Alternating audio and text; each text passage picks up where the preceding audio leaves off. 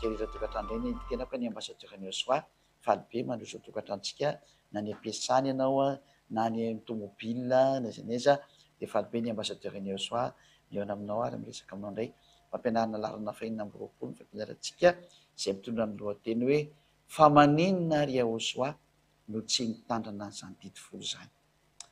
Valiny a dia satria na ny mpaminany nge fa milaza fa tena tsy maintsy hiala le didy folo e. Ndoka antsika inge vakitsika ny bokin'ny Salamo efa nampianarako antsika teo aloha teo fa ny bokin'ny Salamo iny efa nilaza sady efa nanome signal fa ho lasa anankiroa ny Andriamanitra. Dikazay voatsipaka le didy folo a voatsipaka le didy folo amin'ny teny hoe aza manan'Andriamanitra fa izao ery ihany. Aloha vakitsika zany ity teny voatsipaka ty zany aloha aza manan'Andriamanitra fa izao ihany Exodus 20:1-9.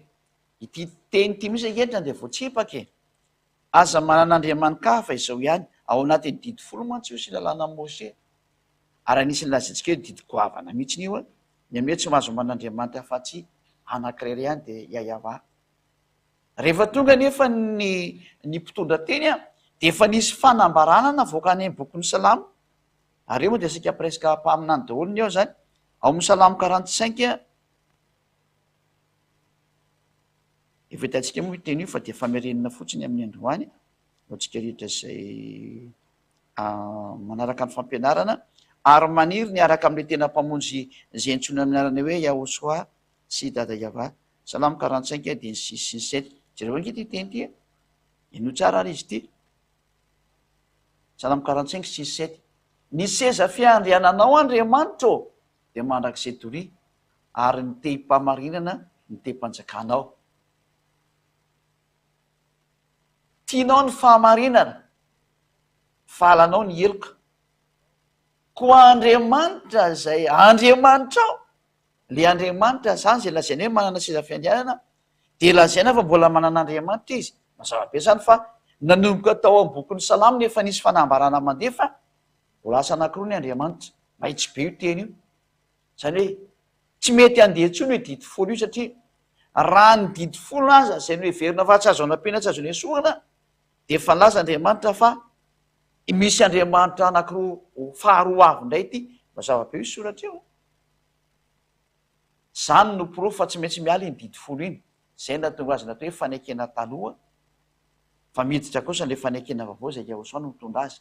Ka izay indrindra moa hoe Yahosoa no mitondra nyity zavatra vaovao ty a. Ka raha vao mitenitsika hoe misy Andriamanitra faharoa ankoatra ny dada Yahova dia efa tsy mety mipetraka intsony ny didy folo ny dikan'izay. Fa raha mbola mipetraka ny didy folo a amin'izany teny zany dia misy teny mifanohitra goavana be ny dikan'izay. Fa izany le tena mipetraka amintsika hoe io Andriamanitra io a dia manao ny programany izy eo amin'ny famonjena ny olona. Misy programa napetrany izay ny Andriamanitra azy manao ny laminazana izy hoe tiany atao a ka ho azavaina amintsika hoe fa ina moa zany ny antony nanomezana ny didy folo. Ho resatsika indray zay amin'ny fampianarana manaraka hoe ina ny antony nanomezana ny izy zany.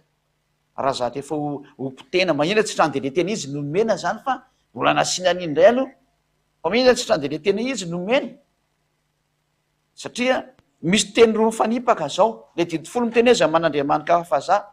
Ny bokin'ny Salamo nefa fa miteny hoe misy Andriamanitra faharoa avy ao. Iza zany no arahana. Dia zay le hoe ny didy folo a zay ho resantsika eo avy eo dia misy laminasa natokana ho an'iny fa tsy iny le mitondra ny famonjena ho anao. Zay hoe mpelo lalana iny fa ho resantsika rehefa avy eo a. Fa andeotsika aloha hijery an'ity tantarany hoe naniny Yahosoa nandika an'le didy folo a. Valiny tsy nandika an'le didy folo izy koa hoe tsy nitandrina an'io. Fa misy laminasa efa mandefa ho avy ny fanaikena vaovao ary hitondra n'io fanaikena vaovao izy. Efa nampianaran'ny Israeliana anie zany e. Raha vaketsika amin'ny bokin'ny Jeremia 31-31 hoe isy ny fanaikena vaovao zay ho avy. Aleo Jeremia moa mbola taty aoriana fa aleo le zanak'Andriamanitra no jerevantsika mihitsiny a. Le tenin'ny mpaminany Isaia satria Isaia no mpaminany teo alohany a. Dia Isaia mpaminany ange nefa nyteny fa ho avy ny fanaikena vaovao e. Isaia 42 Isaia 42:6 alahatritsika araka ny voan'le teny zany a. Isaia 42:6 a dia zao ny voalazany soratra masina miara-mamaky daotsika ny hatrano any. Zao Yahova efa niantso anao tamin'ny famarirana ary ny tantana ny tananao ary iaro anao ao ka hanomenao fanekena ho an'ny olona ary fanazavana ny jentilisa. Izany hoe misy fanekena ho avy zay olona izy io, ary io fanekena io de sady fanekena ho an'ny olona ary ho fanazavana ny jentilisa.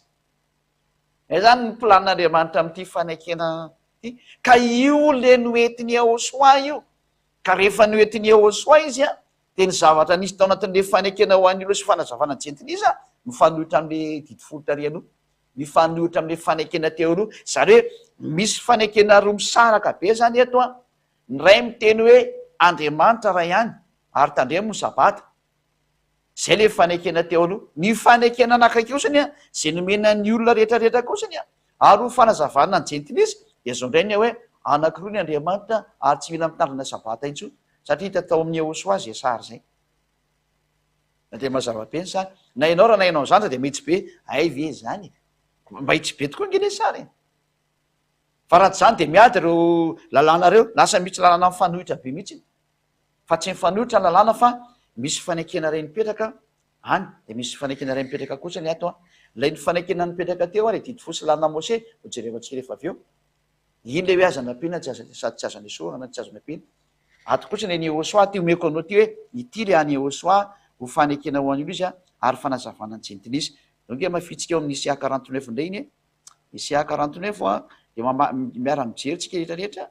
Isia 49 fakitsika daholo araka an'izay hitantsika anazy ato.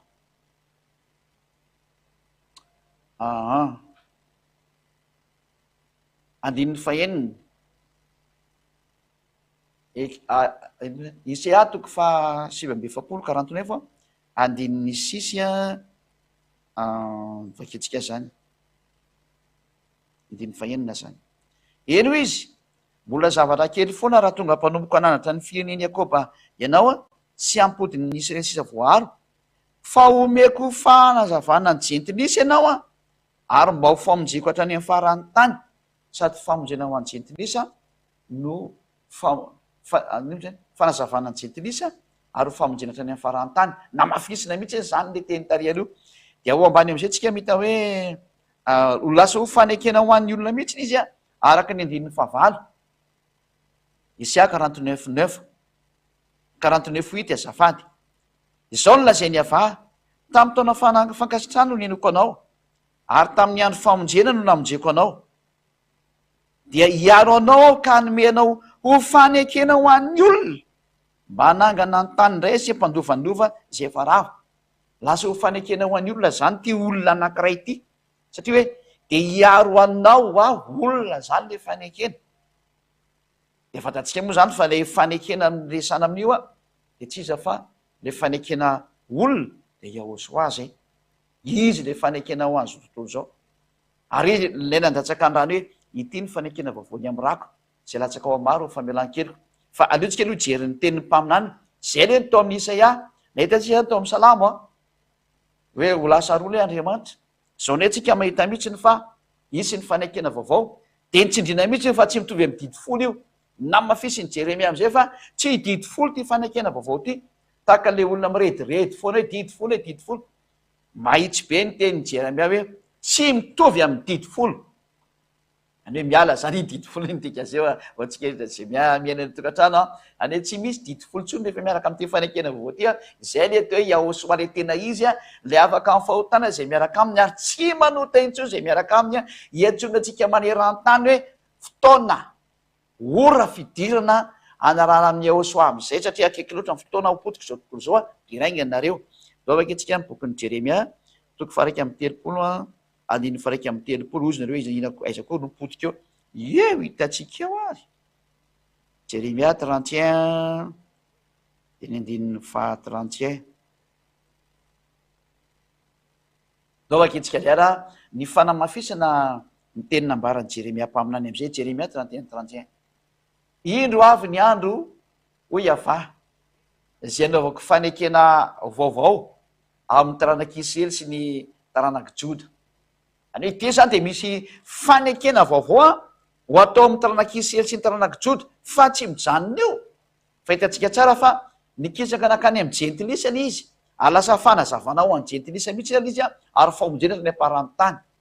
Vety moa dia natao précis hoe nahazo koa ny zanak'Israely, satria nitarihy amin'ny Isaia tsy tafiditra ny Israelianina fa io le famonjen'Andriamanitra ho an'ny hafa firenena, fa kosany ato amin'ny Jeremia vao nampidirina ny Israeliana hoe mahazo koa nareo fa io hitantsika io ka ino tsara fa mahazo ny Israelianina.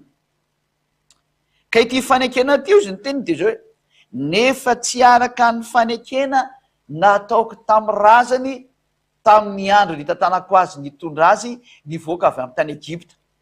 Ka ino moa le fanekena nomeny io Andriamanitra io any zanak'Israely tamin'izy niala avy any Egypta? Inona ny fanekena nomena azy? Dia ny didy folo sy lalàna Mose.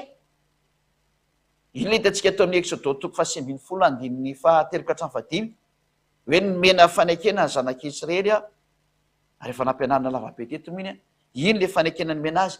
Dia io no Andriamanitra hoe tsy araka ny didy folo sy lalàna Mose iny, zay le hoe tsy araka ny fanekena nataoko tamin'ny razany tamin'ny andro nitantanako azy nitondra azy nivoaka avy tany amin'ny tany Egypta, tsy mitovy amin'ny didy folo ny dikazany teny zany, ary tsy didy folo sy lalàna Mose no anatin'ity fanekena ity fa lalàna ny Yahoshua. Mahitsy be io teny io ary miara-mita an'io teny io tsika, doika avy tsika amin'ny teny frantsay izy fa izy ireny izy dia nivadika amin'ny fanekeko nefa izao nivady no iava. Tena tsy mety amin'io tsony aho izy, tsy hanao an'io tsony tsy araka ny didy folo io.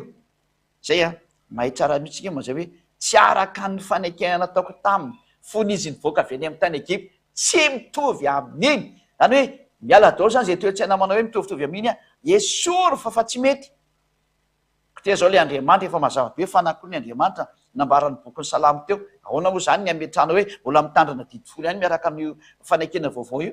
Sady dia teny roa mifanipaka anie zany mazava zany fa misy didy vaovao koa amin'ny mahavaovao anazy, dia misy didy vaovao fanekena vaovao izy ifanaovan'Andriamanitra amin'ny olona. Ho jerevantsika hoe inona daholo ny antony naovana an'ilay fanekena. Zay moa sary ho jerevantsika zay amin'ny aoriana hoe ina moa zany ny antony nanomezan'ilay didy folo dia ao anatin'izay tsika mijery hoe fa inona daholo ny anton'ilay fanekena azy. Ka planin'Andriamanitra daholo zany ho iarahantsika mahita eto zany. Dova ankehitriny izy io amin'ny teny frantsay dia sao dia mba diso kosa ny aty teny gasy ty fa ato amin'ny teny frantsay vao tena mety hoe ary didy folo ihany io. Ndao jerevantsika moa le izy didy folo ihany ve Jérémia 31 voilà. Ndao tsika hijery anazy zany Jérémie 31 voilà. Jérémie 31. Voici les jours viennent, dit l'Éternel.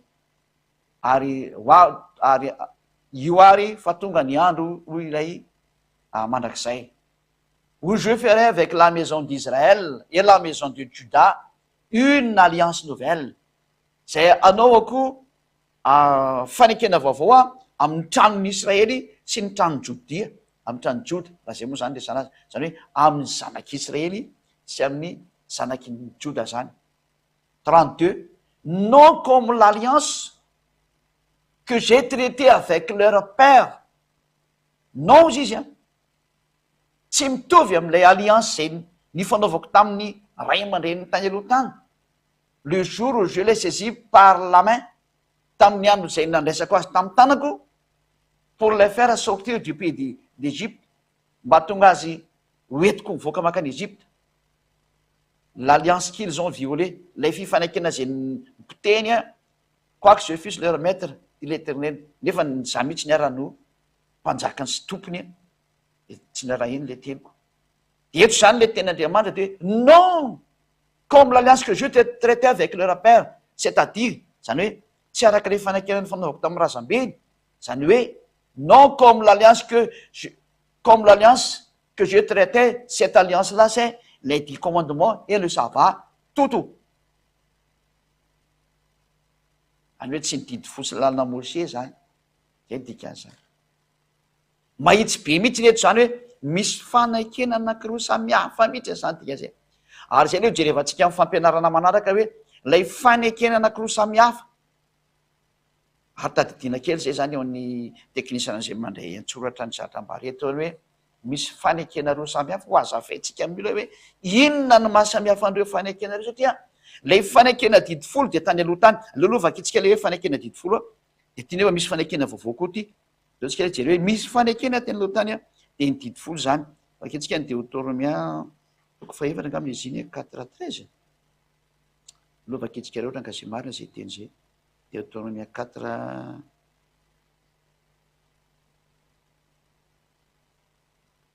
5:13 zay Deutéronomia 4:13 dia nambarana taminareo ny fanekeny a zay nandidiana anareo de araina de ny didi folo ary nosoratany tamin'ny vato fisaka roa reo de moa zany ny santionan'le fanekena ny didi folo fa izy io fanekena io a didi folo sy lana Moshe zay nambara teo amin'ny tendrombohitra Sinay vaketsika zany zay a ny Exodosy a toko 7:20 a Exodosy 19 ty zany le fanekena tamin'izany fotoana zany natokana ho any zanak'Israely de tsy mifanaraka amin'io zany tenin'Andriamanitra lay le omeko anareo nomboka ny andininy voalohany ka hatramin'ny fahadimy vaketsika le zany Exodosy 19 a nomboka amin'ny 3 ka hatramin'ny 5 fanamarina amitsika hoe ity le fanekena taloha ary Moshe niakatra ao amin'Andriamanitra de niantso azy ary avato ao tendrombohitra ka nanao hoe izao no lazainao amin'ny tanàna Jakoba sy ambaranao amin'ny zanak'Israely ianareo efa nahita zay nataoko tamin'ny Egyptianina sy tamin'ny tondrako anareo tamin'ny latiny voromahery a ary tamin'ny nampankanesako anareo ho aty amiko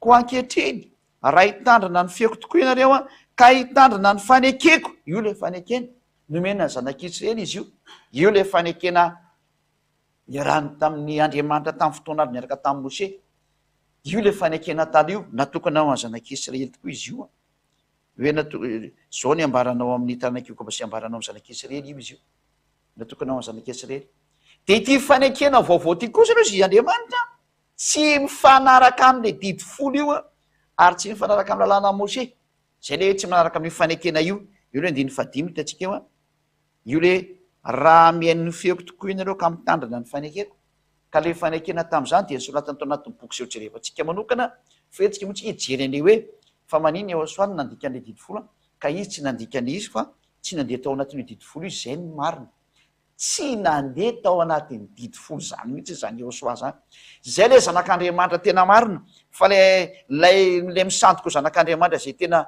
tsy izy mihitsiny fa tena misandoka ho zanak'Andriamanitra ary nanipy olona be deaibe nakany amin'ny elo le Andriamanitra tsy izy natsonareo a elo le misandoka an'le teny hoe tsy maintsy tandremana ny didi folo na tsy hipirineny amin'ny elo daholo nareo ahoana moa ty ten'Andriamanitra ty hoe tsy azo nampiana nge ny teniny tsy azo anesoany aiza zany ny ampidianareo ny ty Andriamanitra faharoa ty jereo tsara le teny a leo apitsitsika kely satria efa eto antsika namoan'Andriamanitra teny zany io soratra masina io hoe tsy azo nampiana ny didi folo sy lana Moshe leo somary miditra kely atsika Deutéronomia toko faefatra andinin'ny faharoa zao voalazana eto aza ampianareo ny teny zay andidiko anareo ary aza anesoko anareo fa atandremo ny didiny ava Andriamanitra reo zay andidiko anareo ny didin'Andriamanitra eo amin'ny didi folo sy lana Moshe io zany a de tsy azo anampiana ary tsy azo anesoana ka tsy mety mihitsy ny zany ny ampidirana an'ilay hoe Andriamanitra anankiroa hiditra ao anatin'ity teny ity zany mahatonga ny hoe tsy maintsy miala io fanekena taloha io a fa hiditra ny fanekena vaovao ao amin'ny fanekena vaovao mety be ny Andriamanitra anankiroa fa ny fanekena taloha tsy mety mihitsy ny fanekena taloha hoe isy Andriamanitra anankiroa zay ny mahatonga ny hoe tsy azo entina tsony ny didi folo sy lana Moshe am'izao vanantsika zao adalany zay olona mitandrina didi folo ary vokatrio a io nareo tsy mety afaka amin'ny fahotana io didi folo tandremanareo iny tsy mety mahafaka anareo amin'ny fahotana fa ny atao amin'ny Ehosoa kosa de tena afaka amin'ny fahotana ary tsy mahay manota intsony aiza ny atsarana be atao amin'ny Ehosoa mampilendalenda be ao zay olona teo any amin'ny lanitry zany fa le olona ho any amin'ny elo tsy mivaky lohan'izany izy ka samy tsy mitovy moa io mondiny ho any amin'ny lanitry de mifaly miaraka amin'ny Ehosoa fa ny mondiny olona ho any amin'ny elo de any amin'ny elo izy moa any amin'ny elo zany de efa mitady ny vokany manomboka aty de efa mitady ny fahoriana ka za kosa nefa miteny antsika hoe aleo miaraka amin'ny Ehosoa am'zay tsy le hoe miaraka amin'ny Ehosoa sady Ehosoa nge tena manja kely ny tsara tarehy be ny oaitsaiky tsony a zany ka tena Andriamanitra zany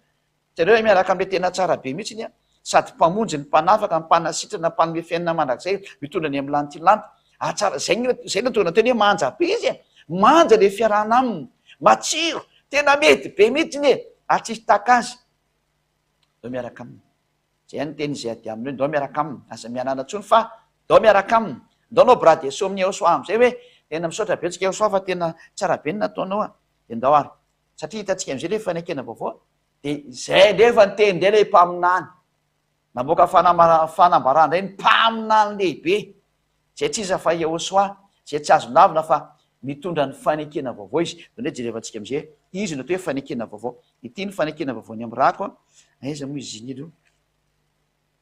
Somary jerevantsika kely vetivetika amin'ny soratra masina fa Matthieu toko fahafiry, Matthieu toko fahaenina amby roapolo andininy valo amby roapolo, Matthieu 26-28 vakitsika zany. Matthieu 26-28 tsy maintsy mijery kely baiboly lalefa satria ela be le resaka voateloha tsy anaty baiboly lale mijery direct antiny application. Matthieu 26 de amin'noko mindininy fa ny ambanimbany any jerevantsika de sady ampifaliana be mihitsy ny itenenatsika ty hoe tonga ny fanekena vaovao zay nandatsana andrany. Ary raha mbola ninana izy de nandray ny mofo Yehosoa ka noho ny efa nisaotra izy de novakiny ka natolo ny mpianatra de ho izy raiso fahany fehitiny tenako. Zay aloha ny enina amby roapolo zay. Matthieu 26-27 ndray. Ary ndray ny kapoaka ndray izy ka noho ny efa nisaotra dia natolo ny azy ka nataony hoe sotronareo rehetra ity kapoaka ity fa ity no andiny fa valo amby roapolo ndray fa ity no rako de ny amin'ny fanekena zay latsaka ho amin'ny maro famelan-keriko. Zay izany hoe tena nipetraka ny fanekena vaovao zay nandatsany Yehosoa ny ranika izy moa haitsika rehetra fa maty izy toy ny azy fijaliana ary rehefa maty Yehosoa de nipetraka ny fanekena vaovao. Zany hoe nivaliny le teny zany hoe nandika an'le didifolo ve Yehosoa ary tsy nitanina valiny tsia fa efa mametraka ny fanekena vaovao izy satria io fanekena vaovao io ao de misy didiny ray ao anatiny ao ary io no efa rahany Yehosoa. Zany hoe ny didiny ray tao am'le fanekena vaovao zany de zao anankiroa ny Andriamanitra ary tsy mila mitandrana didifolo tsony satria efa io Andriamanitra io rehefa niasa tamin'ny sabata. Hitantsika tao amin'ny fampianarana alarana fa 5 amby roapolo teo hoe niasa tamin'ny andro sabata izy. Ka ny didy eo amin'ny fanekena vaovao zany roa ny Andriamanitra. Hitantsika ny teneny tao amin'ny boky ny Salamo io ary natonga ny Yehosoa le nivonoana io tao amin'ny larana fa 5 amby roapolo. Ary ihany koa ao anatin'izany de tsy mila mitandrina sabata. Ary zay re natonga ny Jiosy nitora-bato anazy hoe hotorana vato izy tsy afaka namono satria mbola tsy tonga le fotoana zay le zay. Ka eo am'izany sary zany zany le zanamitsika mihitsy hoe tanteraka fa misy ny fanekena vaovao. Ka noho ny amin'ny Yehosoa nandeha tamin'le fanekena vaovao noho ny amin'izy nandeha tao amin'le fanekena vaovao de tsy mitovy tao amin'ny fihetsika tao amin'ny fanekena taloha zay nididy fosy lana Mose satria fanekena koa tsy nitovy tamin'iny ny fanekena vaovao satria ny ao amin'ny fanekena vaovao ny Andriamanitra anankiroa de ny dada Yahva sy Yehosoa ary eo amin'ny fanekena vaovao miasa miandro sabata zay tsy azo atao mihitsy nefa de dada Yahva mihitsy no miasa miandro sabata. Anao am'izany fa tena samihafa mihitsy izy. Ary raha voadiso amin'ny anakika de efa meloko amin'izy rehetra. Efa tsy mety tsony zany satria hoe tsy azo anapinana tsy azo enesoana de mazava zany fa mivalona any le fanekena taloha fa tsy afaka miaraka amin'ny Yehosoa zany. Ary Yehosoa tena hafa mihitsy izy tsy mahazo miaraka amin'ny didifolo koa zay miaraka aminy fa Yehosoa manany azy manokana zay le hoe fanekena vaovao. Ary eo anatin'le fanekena vaovao de misy lalàna de lalànao de zao tsy mahay manota intsony zay le lalànao. De zay ny amaranantsika ny teniny lay hoe Yehosoa ve naninona nandika didifolo de satria ny antony efa mametraka ny fanekena vaovao izy roa ny Andriamanitra an'le didifolo zafady fanekena vaovao ary tsy mitandrana ny sabata intsony zay le hoe fanekena vaovao zay. Dao raha vaketsika tsara ny teny zao ny lalànan'ny Yehosoa aza manota intsony zay no vaketsika voalohany de manana lalàna aloha vaketsika le Jaune 12:49-50 Jaune 12 misy lalàna ny men'Andriamanitra azy tsy azonao lavina mihitsy. Zao ny didiny men'Andriamanitra anazy zao tsika rehetra tokantrano ary mafinaritra be zany na hoe Yehosoa zany raha tsy ianareo Yehosoa le tena mafinaritra be aiza ny hatsaran'zany Yehosoa zany dao eraka aminy am'izay moary daoly am'izay ny tokantrano rehetra alaminy daoly ny fianakaviana ray manontolo ny vady aman-janaka dao manatona ny Yehosoa daholy am'izay. Tsy misy mipetrapetraka any an-trano antsoa fa ta de miainga daholy hoe ho any amin'ny Yehosoa tsika ry ankonako malalako indrindra ty tsara be miaraka amin'ny Yehosoa zany na teo tokantrano tena milamina sy mahafinaritra miaraka amin'ny Yehosoa. Jaune 12:49-50 satria zao tsy niteny ho ahy fa ny ray izy naniraka izy no nandidy azy io lazaiko sy izy ho toriko ary fantatro fa fiainana mandrakizay ny didiny ka zay lazaiko de lazaiko araka an'izay nylazay ndray tamiko. Mametraka mihitsy zany le ten'Andriamanitra ato hoe ahoana moa zany misy didy nomen'Andriamanitra zay hitana tsara io. Ny ray no naniraka ary nandidy azy eo lozaiko zay toriko fa fiainana mandrakizay ny didiny. Eo amin'ny andiny fa dimapolo io. Lay teny nomenan'i Yehosoa zany de ity fanekena vaovao ty zany zay Yehosoa le fanekena vaovao de misy didy ao anatiny ao ary zay didy zay nao raha tsika rehetra zay natao hoe didiny Yehosoa raha ho an'ny tsy malala zany. Zay tsona tsika rehetra hoe tsareo hoe manaraka ny Yehosoa am'izay de manaraka an'le didy vaovao sy ny fanekena vaovao tsara be zany. Aza miaraka na hoe taloha ve de ho mety aloha iny hoany. Aleo miaraka amin'ny vaovao am'izay. Zay de zay na tonga ny Yehosoa nenjeny Jio satria nodikany le fanekena taloha. Ka ho anao zany zay miaraka amin'ny Yehosoa dikan'izany miady amin'ny Jiosy ianao. Fa raha vao mifanaraka amin'ny Jiosy ianao tsy izy io. Fa ny tena fanekena vaovao de tena mahasosotra mafy ny Jiosy manaka androany. Fa raha ianao zany milaza fa miaraka amin'ny fanekena vaovao zany ka mitandrana didy folo de tsy izy ianao. Fa Yehosoa hita mihitsy fa zay namonoana anazy tsy nitandrana didy folo izy. Tsy nitandrana izy de zay namonoana zareo anazy. Fa raha nitandrana izy ho ina moa tokony hamonoana azy fa tokony nataon'izao izy hoe ay ve itsika samitsika ihany ataovy mafy ary fa mety be ny nataonao. Fa matoa izy ny vonoana tsy mitovy le zavatra nitoriana. Tandremo tsara fa raha zavatra nitovy moa inona tokony famonoana fa tsy mitovy le izy de nefa raha tamin'ny famonoan'i Yehosoa. Ary zao ny tenin'i Yehosoa tsara indrindra atao amin'le fanekena vaovao aza manota intsony. Zay le tena teny mahafinaritra indrindra aza manota intsony lalànan'i Yehosoa zany ary amarenantsika ny teny zao ny teneniny Jaona toko fahavalo andininy faraiky ambin'ny folo io toko sy andiny ray ihany meko anao de ampy zay Jaona 8:11 de zao ny teniny zao ny voalazany ary hoy izy tsy misy tompoko de hoy Yehosoa za koa de tsy manameloko anao mandehana ary am'izao sisy zao kosa aza manota intsony. Zay le tenin'le Yehosoa le tena izy zay zany natao hoe tena fahamanjana sy fahatsarana tsy esy ohatr'izany. Manja kely mihitsy ny Yehosoa am'izany teny zany hoe aza manota intsony ary zay teo manjamanja rehetra am'ty tany ty de zao ny teniko hoe manana tona ny Yehosoa de lasa manja be anao satria maniny aza manota intsony izy Yehosoa. Fa zany olona tsy manota intsony zany angeny manja be indrindra zay. Zany ho anareo mpanara-damody reny manarany Yehosoa raha de mivadika manja be satria ny olona tsy manota intsony sy maferitrainy tsy mba mijaly tsy mila manamboatra tarehy fa de ay plastika be ny tarehy raha vao miaraka amin'ny Yehosoa mety be mihitsy. Reny mivalimbalina rehetra de mitsikitsiky be mihitsy. Hitanareo za tsikitsiky be mihitsy satria maninona miaraka amin'ny Yehosoa de mitsikitsiky daholo. Tsy haiko le teknisianareo na mba mitsiky na tsy mitsiky fa de zaloha de tsy nianalo fantatry na tsiky be miaraka amin'ny Yehosoa. Manja kely mihitsy zany Yehosoa zany.